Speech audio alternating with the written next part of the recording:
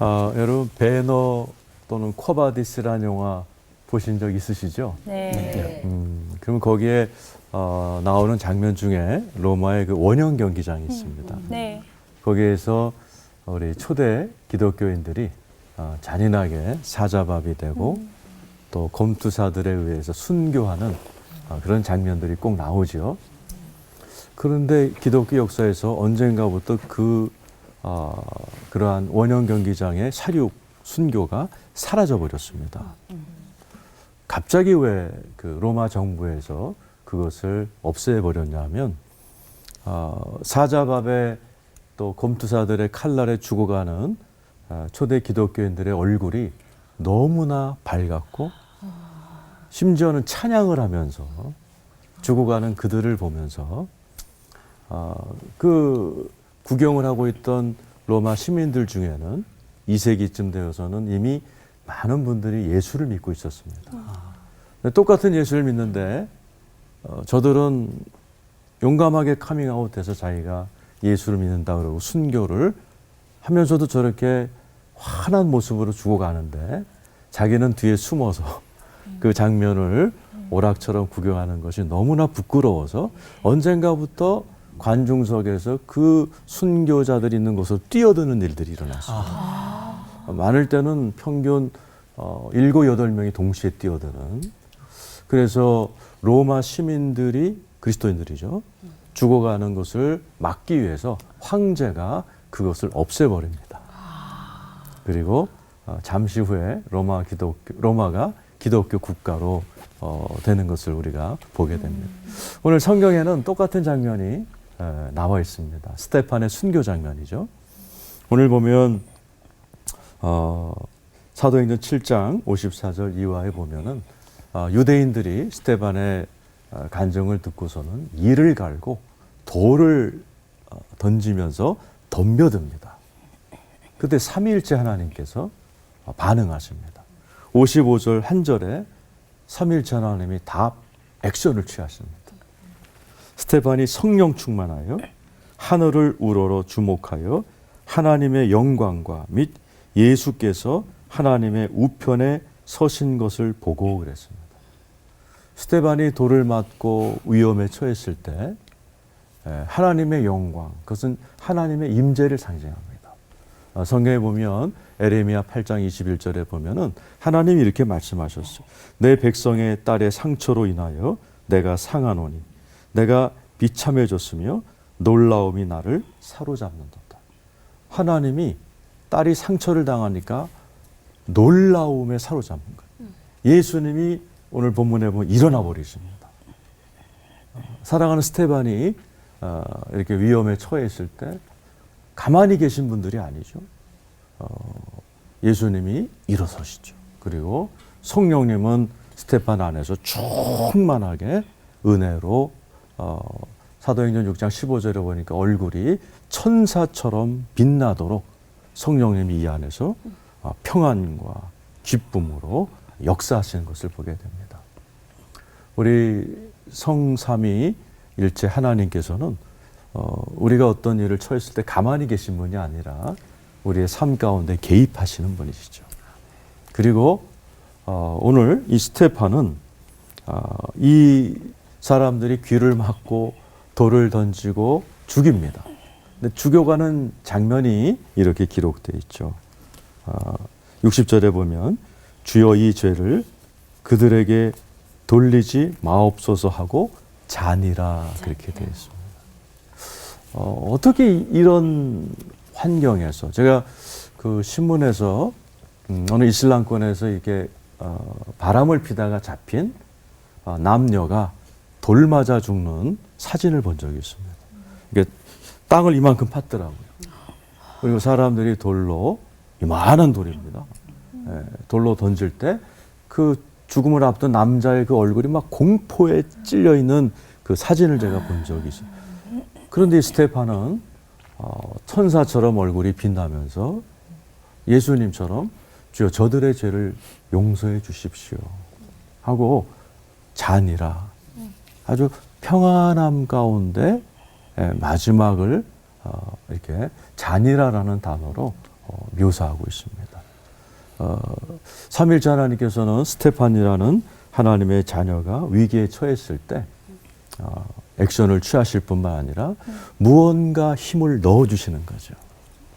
이제 오늘 많이 나오겠지만은 이 성삼위일체 하나님의 그 관계를 이제 신학용어로 페리코레시스라는 단어를 씁니다. 그건 서로 삼위 하나님이 서로 침투하고 서로 환대하고 서로 즐기고 존중하는 그러한 미묘한 사랑의 관계를 표현하는 그런 단어죠.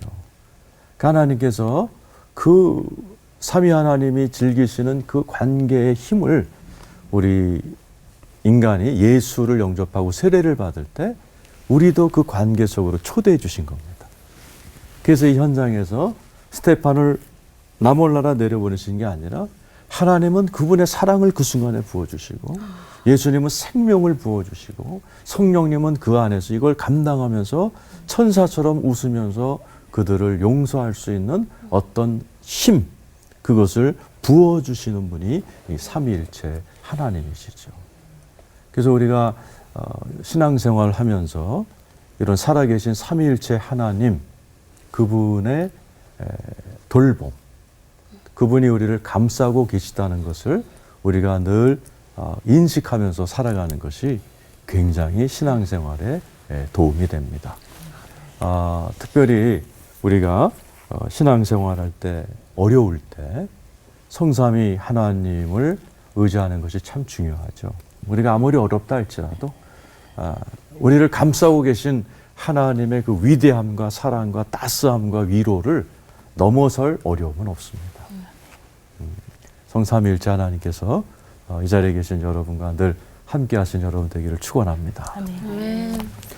하나님 아버지, 위기에 처했던, 죽음을 앞두고 있는 이 스테판을 성삼위일체 하나님의 크신 위로로 감쌌듯이 우리가 일상을 살면서 아무리 어려운 일이 있다 할지라도 하나님의 사랑과 예수 그리스도의 은혜와 성령님의 함께 하심이 어떠한 어려움도 저희들을 보호하시고 이겨내게 하실 줄로 믿습니다. 아멘. 예수님의 이름으로 기도드립니다. 아멘.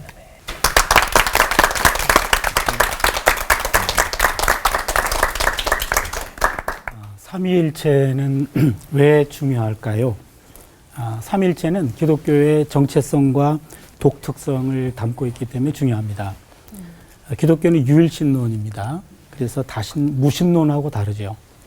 또한 기독교는 유일신론이기 때문에 또 다신론하고도 달라요.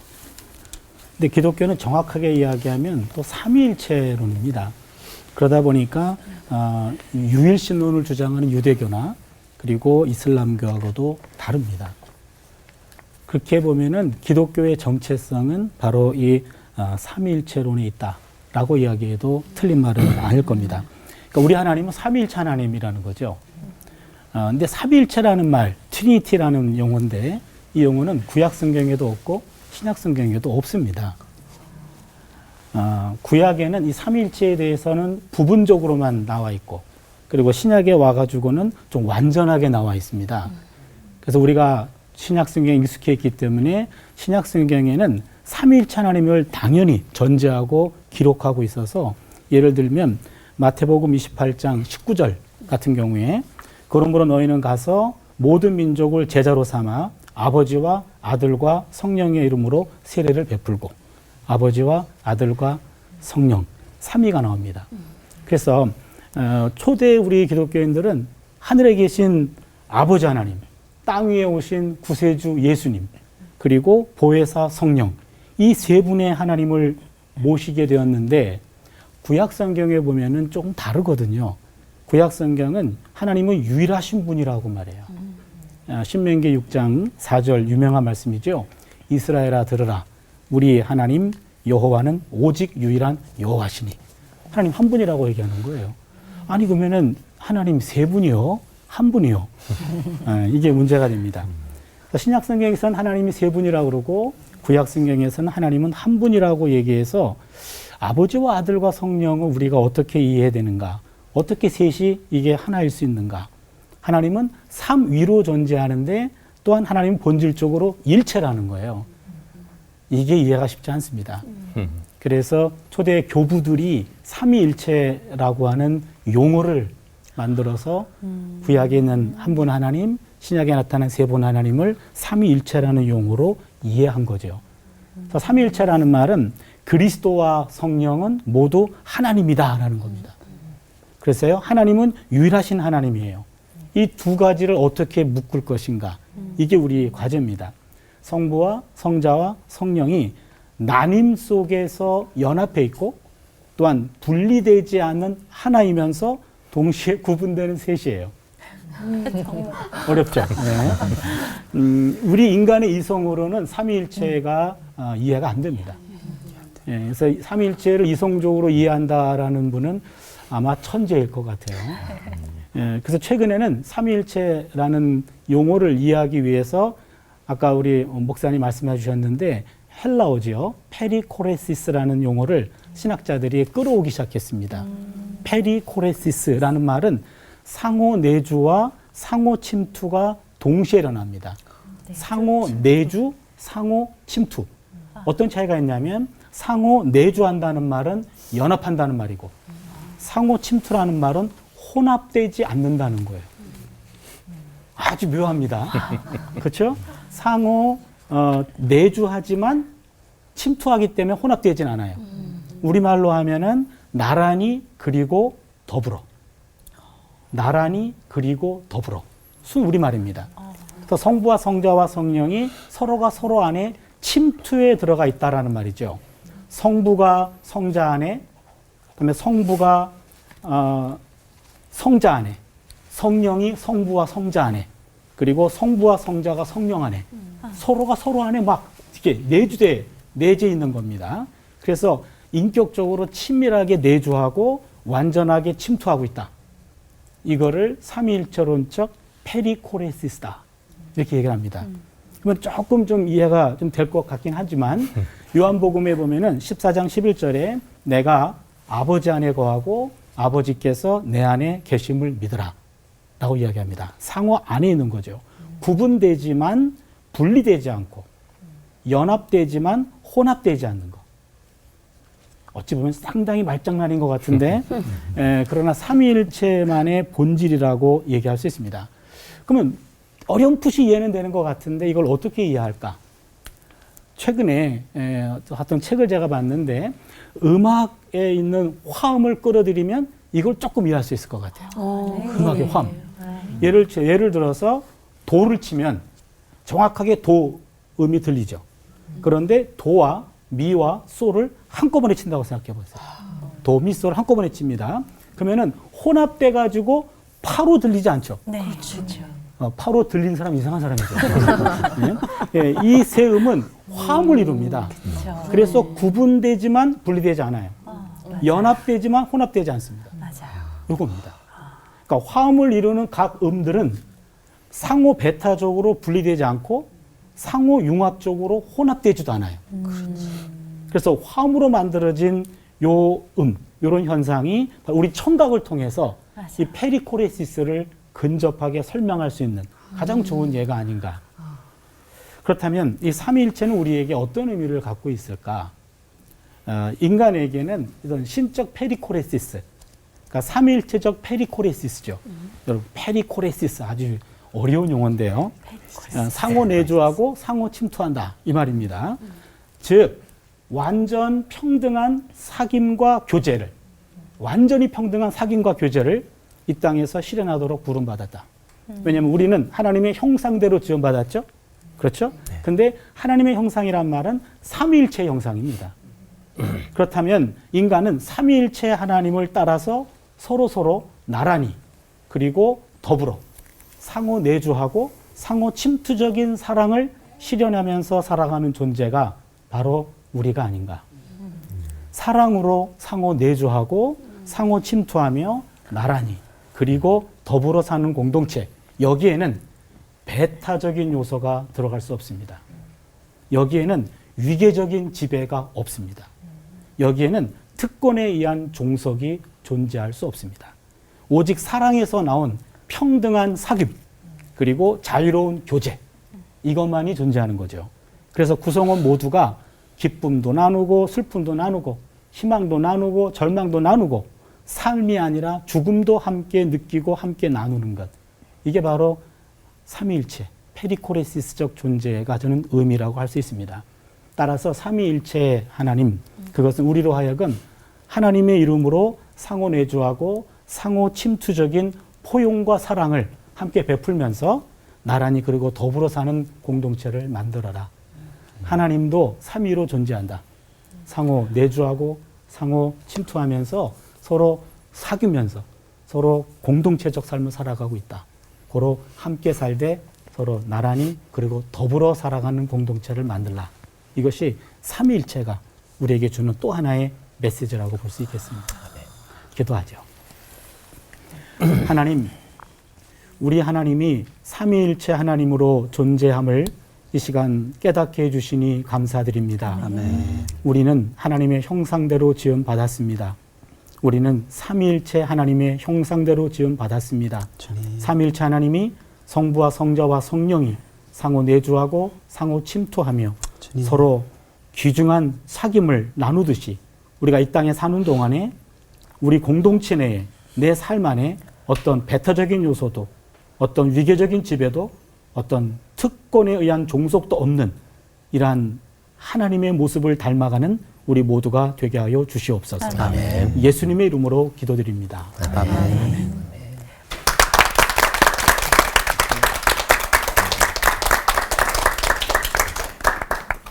지난 2000년 기독교의 역사 속에서 가장 논란이 많았고 또 아직까지도 그렇게 명확하게 설명을 할 수 없는 두 가지의 대표적인 교리가 있습니다. 하나는 예수 그리스도의 신성과 인성의 조화라는 것이고요. 두 번째는 바로 이 삼위일체 교리이죠. 하나님이 한 분이신데 세 위격을 가지고 계시다는 이 교리를 왜 그렇게 어렵고 이해하기 힘든 거를 초대 교부들은 고민을 하면서 또한 신앙 고백으로 했을까요? 이유는 간단합니다. 성경이 그렇게 기록되어 있으니까요. 아까 교수님 말씀하셨던 것처럼 하나님은 한 분이라 분명히 선언하고 계신데 성경의 곳곳 특별히 신약 성경에 보면 성부, 성자, 성령 하나님이 함께 동시에 사역하시는 장면들이 여러 군데 등장하고 있기 때문이라는 거죠. 그러니까 성경이 삼위일체에 대하여 얘기하고 있기 때문에 우리는 그걸 내 머리로 이해되지 않는다고 해서 그건 아니다라고 부정할 수는 없는 거죠. 이사야 55장에서 여호와 하나님 이렇게 말씀하시죠. 내 생각이 너희 생각과 다르며 내 길은 너희 길과 다르다. 여호와의 말씀이니라. 이는 왜냐하면 하늘이 땅보다 높은 같이 내 길은 너희 길보다 높고 내 생각은 너희 생각보다 높기 때문이다. 그렇게 말씀하세요. 사도 베드로도 그의 편지 속에 이렇게 권면을 하고 있습니다. 우리가 사랑하는 형제 바울도 그 받은 지혜대로 너희에게 이같이 썼고 또 모든 편지에도 이런 일이 관하여 말하였을 때 그 중에 알기 어려운 것이 들어있으니 사도 바울의 편지를 읽으면서 베드로도 아리까리한 부분들이 꽤 많았던 것 같아요. 어려운 게 많아요. 무식한 자들과 굳세지 못한 자들이 다른 성경과 같이 그것도 억지로 풀다가 스스로 멸망에 이르느니라.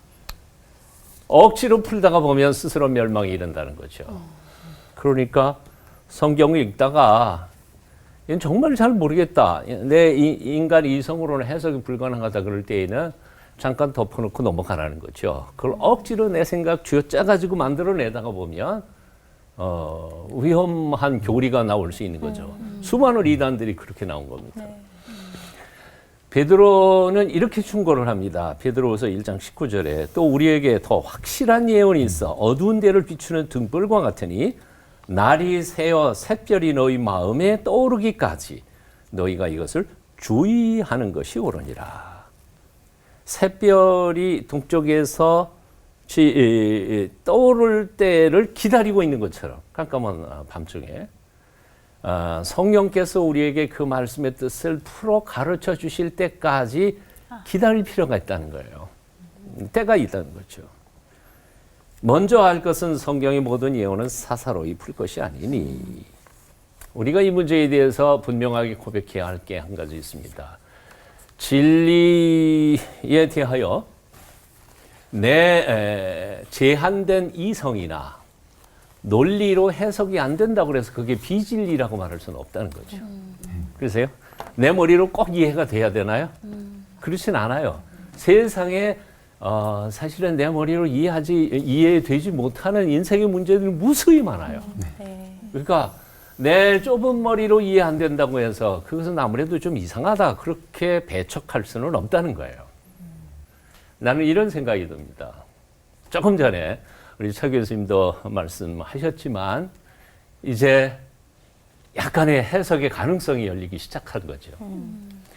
인간의 지성이 발달되고 논리가 지금보다 훨씬 더 지적인 능력이 발달된다고 한다면 성령의 인치심을 통해서 삼위일체의 교리도 충분히 인간의 논리로도 설명할 수 있는 날이 속히 올 것이라고 저는 믿습니다. 삼위일체의 교리를 통하여 우리에게 주시는 하나님의 메시지를 뭘까? 아까 다 말씀하셨어요. 근데 이것을 신학자 몰트만은 이렇게 표현했습니다. 그게 바로 하나님의 존재 양식이라는 거죠. 그 존재 양식의 핵심에 들어가는 게 뭐냐 하면 바로 코이노니아라는 겁니다. 성부, 성자, 성령 하나님이 세 위격이신데도 한 분으로서 매 순간 끊임없이 교제하면서 존재하는 형태가 바로 이 하나님의 존재 양식이 코이노니아가 바로 이 삼위일체의 모습이라는 거죠. 아까 예를 들으셨습니다만 예수님께서 이렇게 말씀하셨죠. 하나님이 아버지가 내 안에 내가 아버지 안에. 예수님께서 십자가를 지시기 바로 몇 시간 전에 마지막 기도한 대표적인 기도가 하나 있죠. 요한복음 17장에 나오는 대제사장 기도입니다. 그 기도의 주제는 딱 하나죠. 하나 되게 하소서. 아버지가 내 안에 내가 아버지 안에. 저들이 우리 안에 우리가 저들 안에 하나가 되게 하옵소서. 사실은 하나님께서 꿈꾸는 세상이 바로 이런 것이 아닐까 하는 생각해봐요.